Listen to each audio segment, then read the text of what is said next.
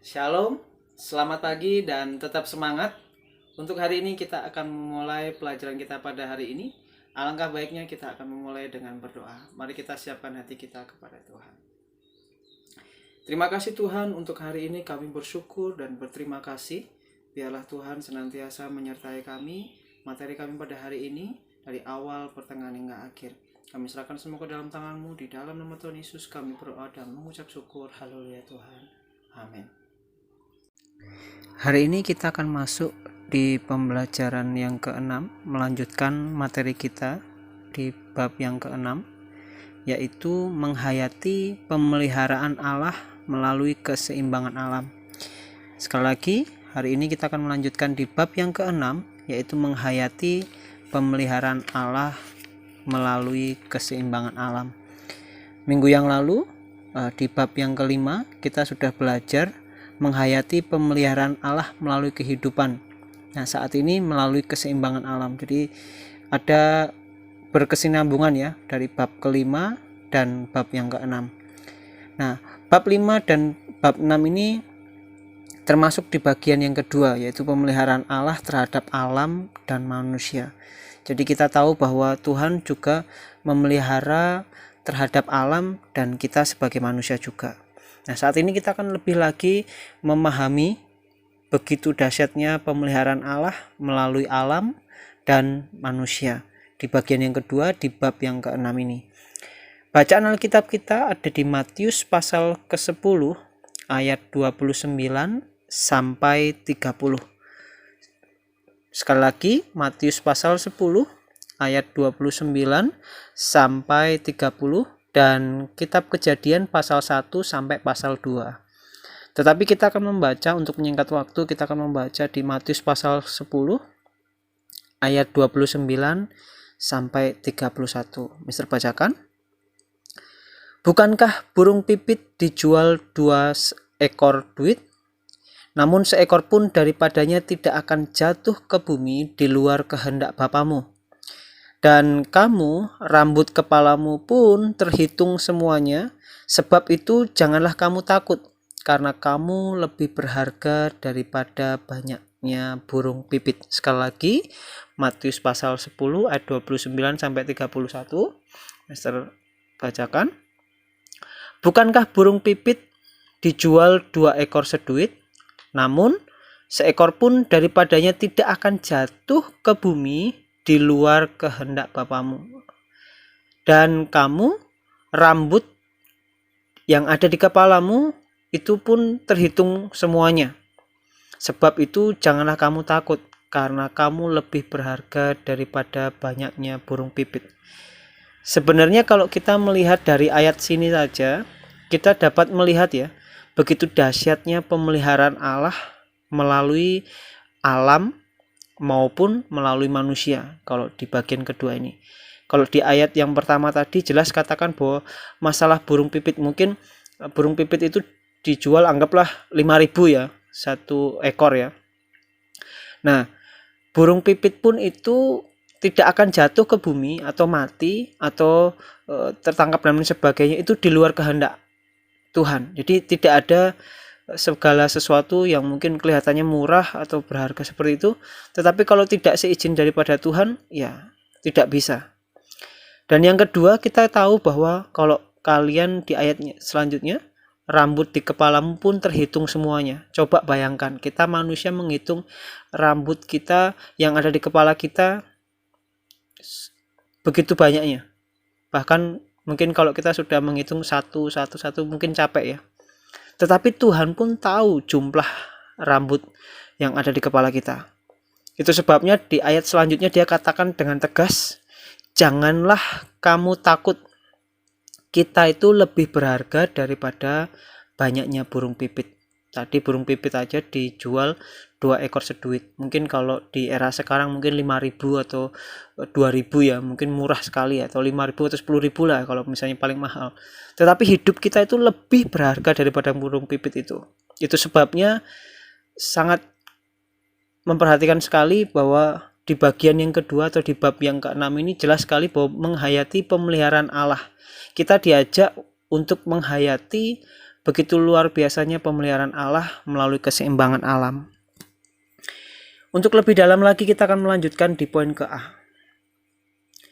Pentingnya keseimbangan alam bagi kehidupan manusia. Jadi ada berkesinambungan ya, bahwa alam dan manusia. Jadi poin A adalah pentingnya keseimbangan alam bagi kehidupan manusia.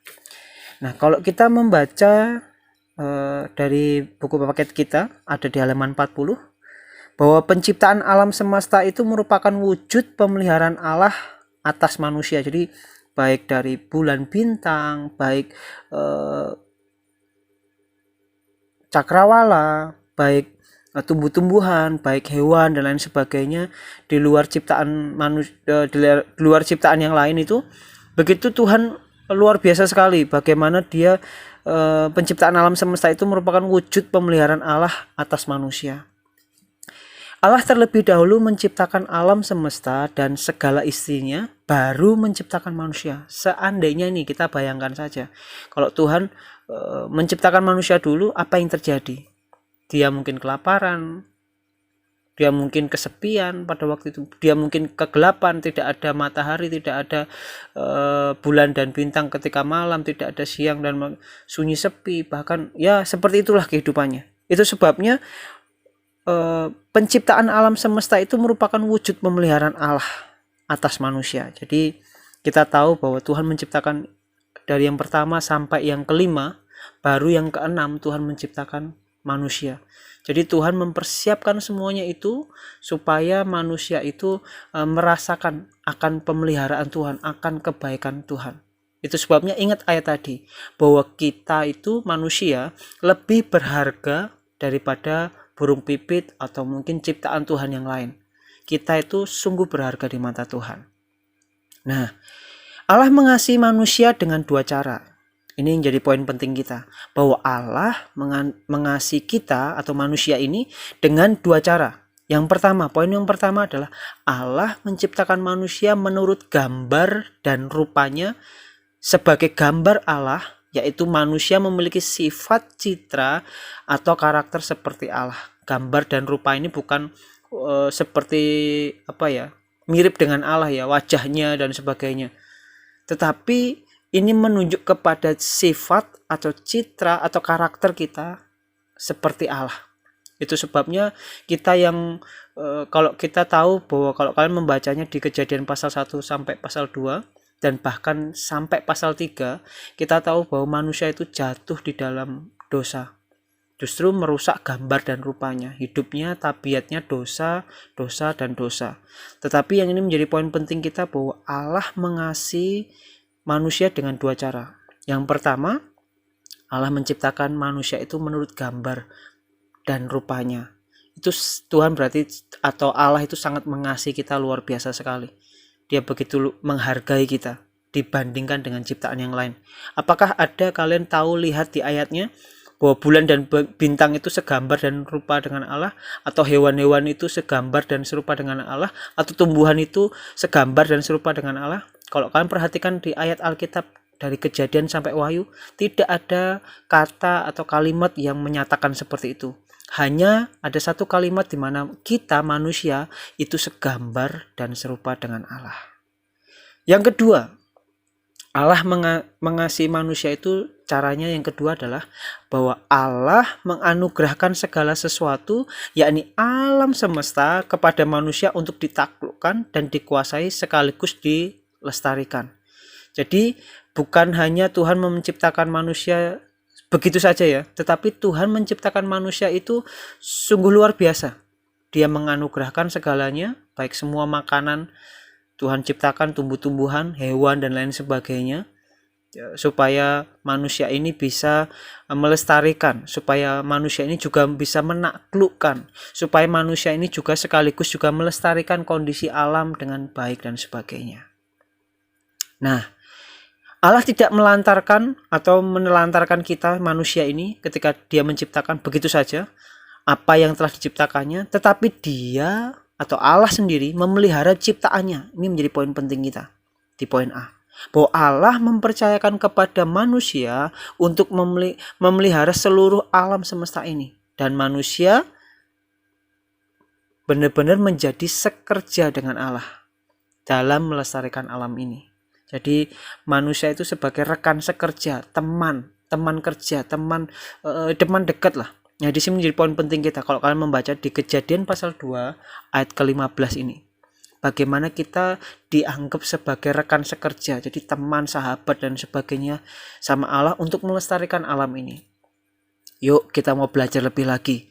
Bagaimana Tuhan mengasihi kita dengan dua cara tadi, yaitu hidup kita itu manusia ini lebih berharga daripada semua ciptaan karena kita segambar dan serupa dengan Allah.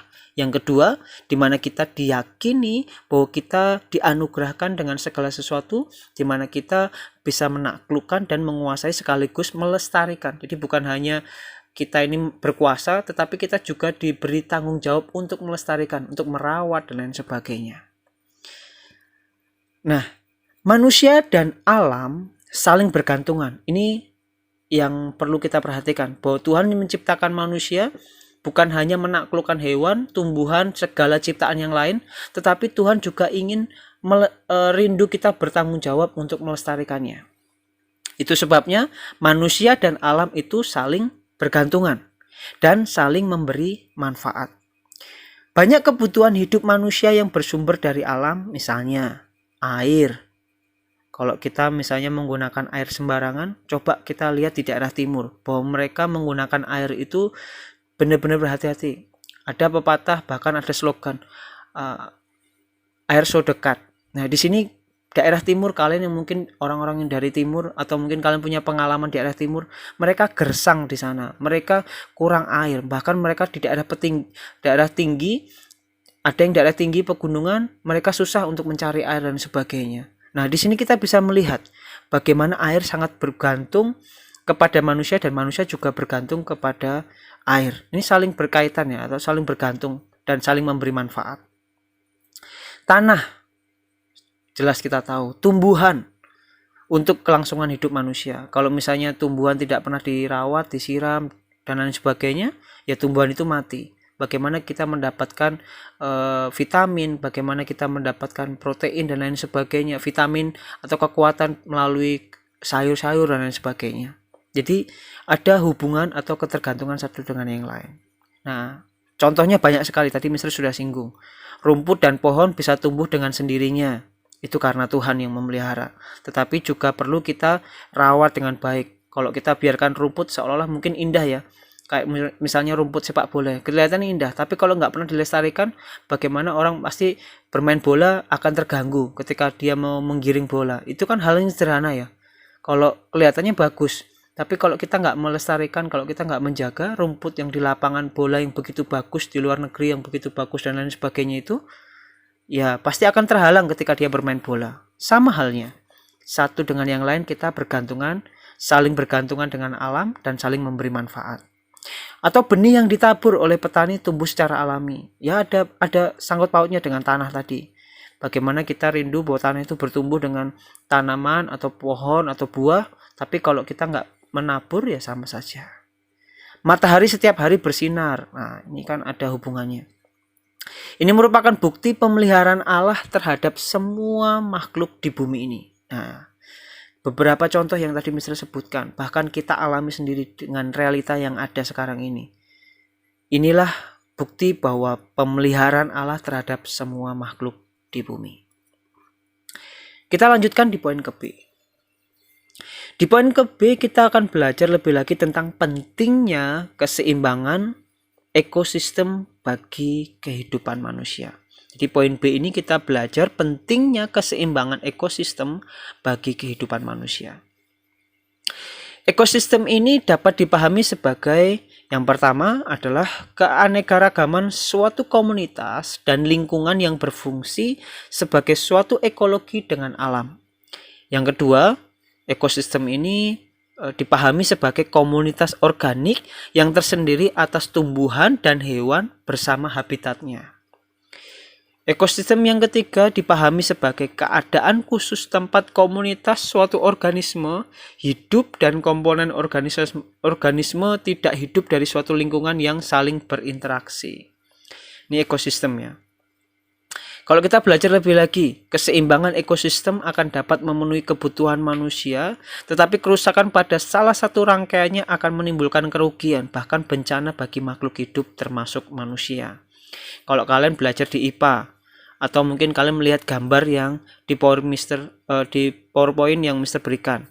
Kalau misalnya ibaratnya kalau kalian sering kali di mapel IPA ya, bahwa ular makan tikus makan tanaman padi ya ibaratnya membutuhkan tanah dan sebagainya. Itulah ekosistem.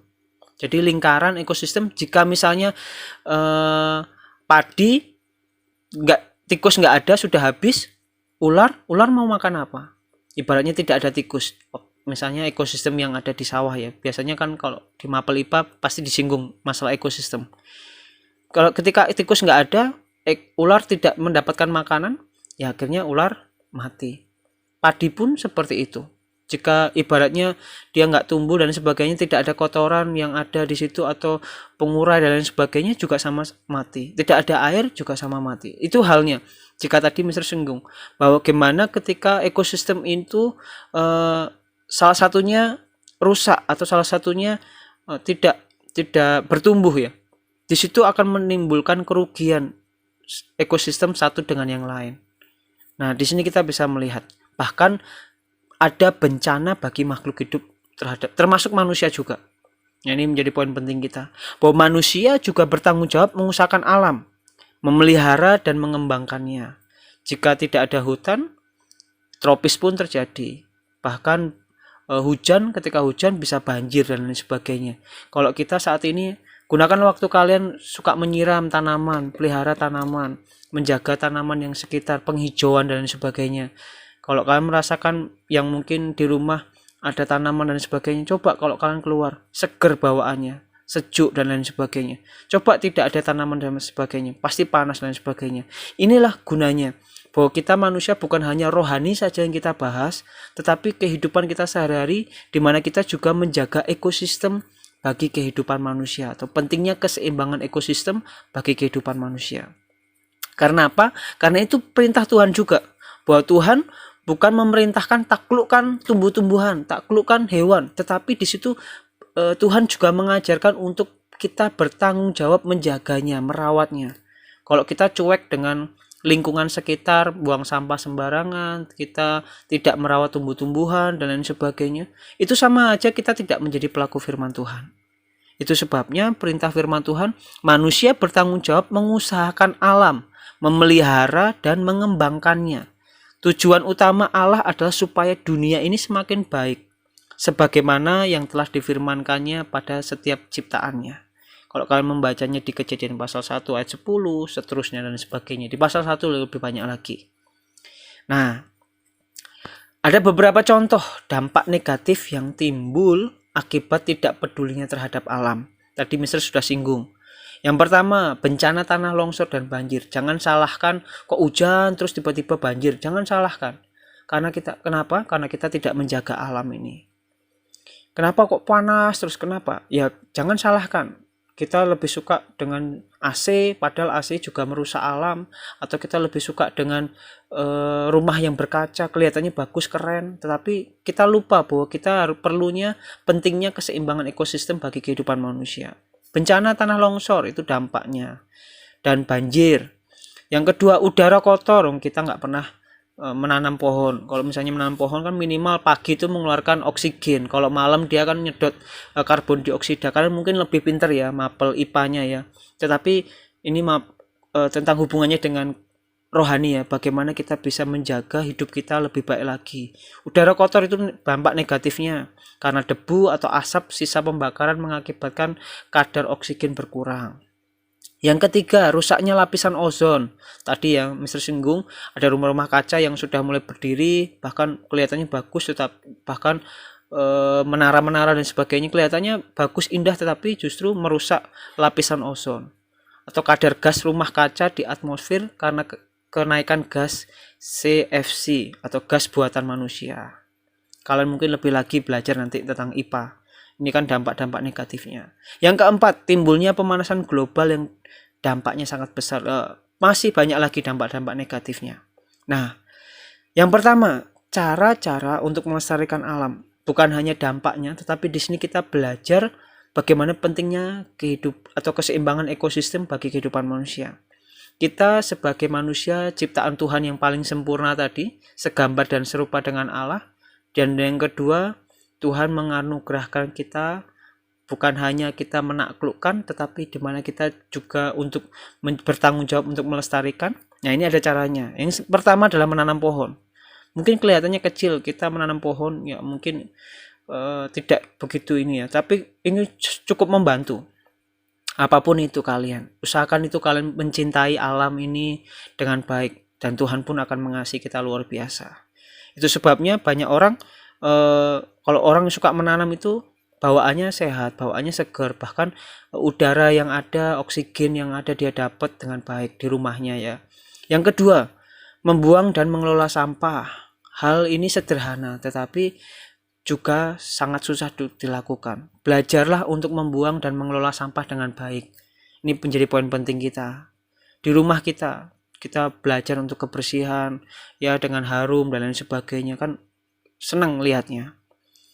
Yang ketiga, melindungi hewan-hewan di sekitar kita. Ya, ini penting. Yang keempat, menjaga kebersihan alam. Yang kelima, mengurangi polusi. Yang keenam, meminimalkan pembangunan yang mengurangi lahan hutan. Nah, mungkin kalau kalian nanti kelak dewasa jadi pengusaha sukses, ya kalau siapa tahu di bagian kehutanan, nah kalian belajarlah tentang pembangunan yang mengurangi lahan hutan.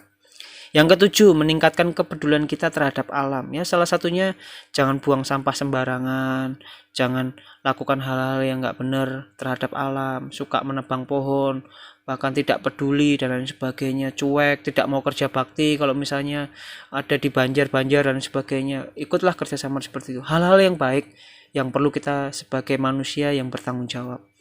Nah, ini ada gambar di mana kalau kita tahu di kota-kota besar sampahnya begitu luar biasa banyaknya ya, bahkan sampai banjir, bahkan sampai meluap. Kalau kalian bisa membandingkan antara Jakarta dengan Surabaya, itu kan kelihatan sekali. Sampai sekarang ini masih PR buat pemerintah. Bagaimana kota-kota besar yang justru tidak dijaga, tidak benar-benar tanggung jawab, kelihatan sekali kumuh, bahkan kelihatannya ibu kota Jakarta, ibu kota Indonesia, tapi kelihatan kumuh dibandingkan dengan kota besar juga di Surabaya tapi bersih. Kelihatannya akan perbedaannya cukup beda sekali ya. Nah, di sini PR untuk bangsa kita. Nah, kalau suatu saat nanti kelak kalian jadi orang-orang sukses, belajarlah untuk mempedulikan alam juga. Nah, yang kedua itu ada gambar ya, belajar menanam sesuatu yang kecil. Mungkin kalian suka belajar bunga lah, atau mungkin tanaman-tanaman yang berbuah atau bunga, atau mungkin apapun bentuknya, lakukan itu karena itu bagian dari tanggung jawab sebagai pelaku firman Tuhan. Terakhir kesimpulannya di bab yang ke-6 ini, bahwa karya pemeliharaan Allah dalam kehidupan manusia dapat dilihat melalui proses dari awal pembentukan janin sampai kelahiran. Coba bayangin, kita nih ada di dalam kandungan ibu kita yang masih benih, yang masih kecil. Begitu luar biasa sekali karya Tuhan, pemeliharaan Tuhan. Dari sebelum kita lahir pun di kandungan ibu kita, bahwa Tuhan memproses kita, merajut kita, menenun, bahkan di ayat firman Tuhannya benar-benar Tuhan sangat memelihara sekali, bahkan sampai sempurna organ-organ tubuhnya ada. Bahkan kalau kalian belajar tentang IPA ya, jadi dari hal yang kecil yang gak kelihatan tiba-tiba muncul seorang bayi, bahkan sampai besar kalian. Itu bukti di mana pemeliharaan Allah dalam kehidupan kita sebagai manusia. Nah, hal ini menunjukkan kepada kita bahwa tidak ada yang mustahil bagi Allah. Ini poinnya. Bahwa hal semua yang terjadi dari kita lahir di kandungan ibu kita, bahkan sampai kita dewasa saat ini, bahkan semua karya Tuhan ciptaannya begitu luar biasa itu menunjukkan bahwa tidak ada yang mustahil bagi Allah.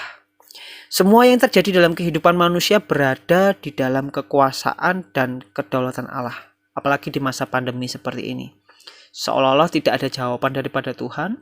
Kita punya pergumulan yang berat, orang tua kita mungkin di PHK, atau mungkin orang tua kita diberhentikan dari kerjaan karena sekarang ekonomi lagi gonjang-ganjing dan sebagainya. Tapi ingat, kita harus bersyukur kita ada pemeliharaan Tuhan yang cukup luar biasa sekali. Kita masih bisa hidup, itu semua karena berkat Tuhan. Nah, penciptaan alam semesta juga merupakan wujud pemeliharaan Allah atas manusia. Manusia dan alam saling bergantungan dan saling memberi manfaat. Kita memahami bahwa banyak kebutuhan hidup manusia yang bersumber dari alam, misalnya air, tanah, tumbuhan, dan sebagainya. Beberapa hari ini di rumah Mister air ini mancet. Nah, begitu susahnya kalau kita tidak ada air. Begitu jengkelnya kalau kita marah dan sebagainya, kalau air begitu mancet dan sebagainya. Padahal itu menjadi poin pentingnya. Nah, ini satu hal, bagaimana air itu sangat berguna sekali. Itu sebabnya jangan pernah kita menggunakan air itu dengan sembarangan dan sebagainya. Hal yang sederhana yang kita bisa gunakan, kita bisa praktekkan dan kita bisa bertanggung jawab. Air, tanah, tumbuh-tumbuhan. Kalau kalian butuh oksigen, udara yang segar, ya perlu tumbuh-tumbuhan dan lain sebagainya. Masih banyak contoh lain. Nah, untuk kelangsungan hidup manusia. Oleh sebab itu, manusia bertanggung jawab mengusahakan alam, memelihara dan mengembangkannya. Tujuan utama Tuhan adalah supaya dunia ini semakin baik. Ini tujuan Tuhan. Supaya dunia ini semakin baik, sebagaimana yang telah difirmankannya pada setiap penciptaannya bahwa semuanya baik adanya. Itu sebabnya tanggung jawab kita sebagai manusia, tanggung jawab kita sebagai orang yang berharga di matanya, harusnya kita dapat menaklukkan, dan bukan hanya menaklukkan dan menguasai, tetapi kita melestarikannya, menjaganya, merawatnya dengan baik. Itu saja yang pesan Mister buat di bab ke-6 ini. Biarlah di bab ke-6 ini kita dapat menghayati pemeliharaan Allah melalui keseimbangan alam. Jika ada pertanyaan, kalian dapat WA kepada Mister secara pribadi. Tetap semangat, tetap menjaga alam ini dengan baik. Biarlah kita juga bertanggung jawab dengan baik sebagai anak-anak Tuhan. Tuhan Yesus memberkati. Nah, hari ini kita tadi sudah menyelesaikan materi kita pada hari ini. Sekali lagi tetap semangat ya. Dan hari ini kita akan menutup pada materi kita pada hari ini dengan berdoa. Mari kita satu di dalam doa.